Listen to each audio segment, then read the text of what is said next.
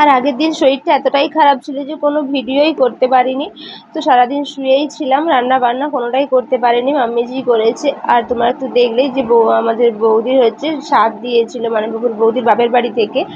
তো হচ্ছে ওইখানে গিয়েছিলাম, তো ওখানে একটু মানে খাওয়া দাওয়া হয়েছে, একটু হচ্ছে গ্যাস হয়ে গেছিলো, তো সেই জন্যই না তো শরীরটা প্রচণ্ড খারাপ ছিল। আর আজকে শরীরটা না কিছুটা হলেও ভালো আছে, আর শরীরটা হচ্ছে একটু দুর্বল হয়ে গেছে। তো এই সকাল সকাল একটু মুগ কলাই সেদ্ধ বসিয়ে দিলাম। তো আজকে একটু মুগ কলাই সেদ্ধ খাবো, আর অন্য কিছু খাবো না। তো এই যে আলু দিয়ে একটু বসিয়ে দিলাম, তোমার দাদাভাই বললো মুগ কলাই সেদ্ধ করতে। কাঁচা লঙ্কা হচ্ছে নুন তেল সর্ষের তেল দিয়ে বসিয়ে দিলাম। তো এটা হয়ে গেছে, তো বসিয়ে দিন না, অনেকদিন আমার মানে মাথায় তেল নেওয়াই হয় না। তো আজকে ভাবলাম মাথাটায় তেল নিই, কারণ হচ্ছে এই গরমে মাথায় তেল না নিলে শরীরটাও খারাপ করবে। তারপর এদিকে স্নান টান সব সেরে চলে এসেছি, আর ওদিকে হচ্ছে কলাইটা ঠান্ডা করতে দিলাম, তোমার দাদাভাই আসলে একসাথে খাওয়া দাওয়া করবো। তো এই দেখো খাওয়া দাওয়া সেরে চলে এসেছি এখন রান্না বসাতে। তো প্রথমে আগে ভাতটা বসিয়ে দিলাম, ভাতের মধ্যে আমটাও দিয়ে দিলাম। তো আম ভাতে কে কে খেতে ভালোবাসো আমাকে অবশ্যই জানাবে। আজকে আর চাটনি করব না, যতটা পারবো শর্টকাটে রান্না করব। আর ডিমটা ওইদিকে সেদ্ধ করতে দিলাম, আজকে ডিম রান্না করব। আর এদিকে আলু পটল হচ্ছে তরকারি হবে, সেই জন্য পটলগুলো লবণ হলুদ দিয়ে ভেজে নিলাম। আর প্রেমের জন্য একটু সেদ্ধ ঝোল করলাম, সব রকম সবজি দিয়ে, মসুর ডাল দিয়ে, লাউ শাক দিয়ে। আর হচ্ছে পটলের তরকারির জন্য এই যে আলুগুলো একটু লবণ হলুদ দিয়ে ভেজে নিলাম, তারপরে যে মশলাটা একটু কষিয়ে নেব। আর যতটা পারবো না তাড়াতাড়ি রান্না করার চেষ্টা করুন। আজকে শরীরটাও না প্রচণ্ড দুর্বল, মানে বেশিক্ষণ দাঁড়িয়ে যে রান্নাটা করবো সেটাও ভালো লাগছে না, মানে দাঁড়িয়ে থাকতেই ইচ্ছে করছে না। তো পটলের তরকারিটা আমার দিকে হয়েই গেছে। আর এদিকে তরকারিটার একটা সুন্দর দেখো কালারও এসেছে, আর মাখা মাখা একটা ব্যাপারও হয়েছে। তো এবার এটা নামিয়ে ফেলবো। আর এদিকে হচ্ছে ডিমের একটু ক্যারি করব, সেই জন্য হচ্ছে হলুদ দিয়ে একটু ডিমগুলো ভেজে নেব। আর মাম্মিজি তো ডিম খাবে না, তার জন্য হচ্ছে তোমার দাদাভাই বলেছে একটু পনির নিয়ে আসবে। আর ডিমগুলো এদিকে আমার ভাজা হয়ে গেছে। আর হচ্ছে ডিমের ক্যারির জন্য যতটা পরিমাণে ঝোল লাগবে তো পরিমাণ মতন জল দিয়ে দিয়েছি। আর নর্মালি যে মশলা হয় আদা রসুন পেঁয়াজ হলুদ গুঁড়ো লবণ হচ্ছে জিরে গুঁড়ো লঙ্কার গুঁড়ো, তো সেই সব মশলাই ইউজ করেছি। আর এই ডিমের ক্যারি হয়ে গেছে, খুব একটাও ঝোল রাখবো না, কারণ হচ্ছে দুজন খাবো, তো তোমার দাদাভাই আর আমি, তো সেই জন্য খুব একটাও রাখবো না, মাম্মিজি তো আর এটা খাবে না।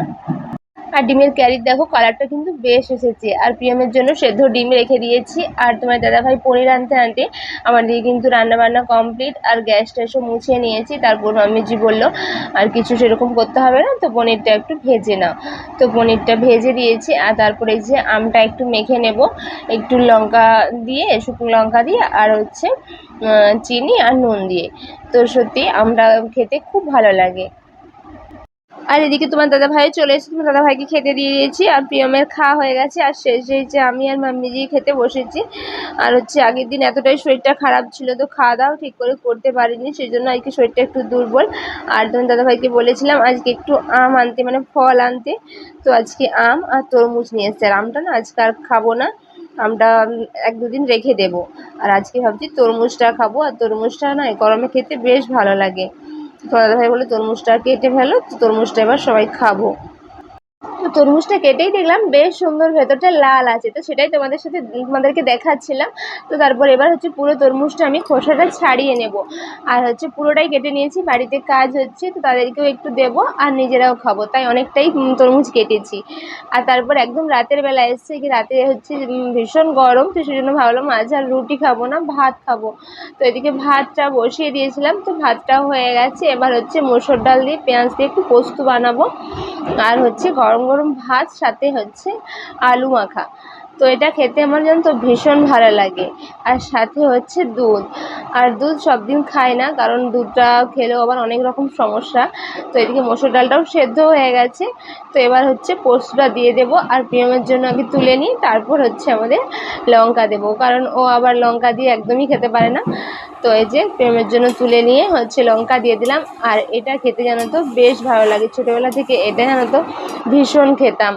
আর তারপর এই যে ওষুধ, আর এই গরমে জানো তো প্রিয়ম না একদম খেতে চাইছে না, তো সেই জন্যই ডাক্তার দেখিয়ে ওষুধটা নিয়ে আসা হয়েছে, কারণ ও দুপুরে রাত্রে মানে কোনো টাইমে না ঠিক করে খাওয়া দাওয়া করছে না, তো সেই জন্যই হচ্ছে ডাক্তার দেখিয়ে ওষুধটা নিয়ে আসা হয়েছে। তো খাবার প্রায় আধ ঘন্টা আগে খাইয়ে দিতে হয়, আর ওষুধটা খেতে একদম চায় না, তাই হচ্ছে ওকে জোর করেই টেনে নিয়ে আসলাম। ওই যে ওষুধটা খাইয়ে দিচ্ছি, খেতে চায় না, একটু জোর করেই খাওয়াতে হয়। আর তারপরে এই যে রাতের হচ্ছে আলু মেখে নিচ্ছি। তো তারপরে এবার প্রিয়মকে খাইয়ে দেবো। আর হচ্ছে মাম্মিজির সুগারটাও না ভীষণ বেড়েছে, তাই মাম্মিজি রাতে আজকে আর ভাত খাবে না, মাম্মিজির জন্য রুটি করেছি আর হচ্ছে ছানা কাটাবো। আর আলু টালু কোনোটাই তো খাওয়া চলবে না, তাই এই যে পোস্ত খাবে আর হচ্ছে ছানা দিয়ে রুটি খাবে। তো মাম্মিজি গিয়েছিল দাঁত তুলতে, দাঁতে না ভীষণ পরিমাণে যন্ত্রণা হয়, সেই জন্যই তো ডাক্তার লিখেছেন যে সুগার যেহেতু আছে, সুগার টেস্ট না করালে দাঁত তোলা যাবে না। তো তারপর প্রিয়মকে এখানে আমি খাইয়ে দিচ্ছিলাম, আর হচ্ছে সুগার টেস্ট করাতে দেখা গেল যে মাম্মিজির সুগারটা ভীষণ পরিমাণে বেড়েছে, তাই খাওয়া দাওয়া কিন্তু একদম নিয়ম করে। আর আজকে যে একটা নতুন খাতা ছিল, তো নতুন খাতাটা দেখে না ছোটোবেলার কথা মনে পড়লো, কারণ ওই যে ছোটোবেলায় ভীষণ আনন্দিত বাবা যখন মিষ্টির প্যাকেটটা আনতো, তো মিষ্টির প্যাকেটের মধ্যে একটা ভুজিয়ার প্যাকেট থাকতো, সেই জন্য। তারপরে যে মিষ্টিগুলো তুলে রাখছিলাম, আর হচ্ছে চলো আজকের মতন টাটা।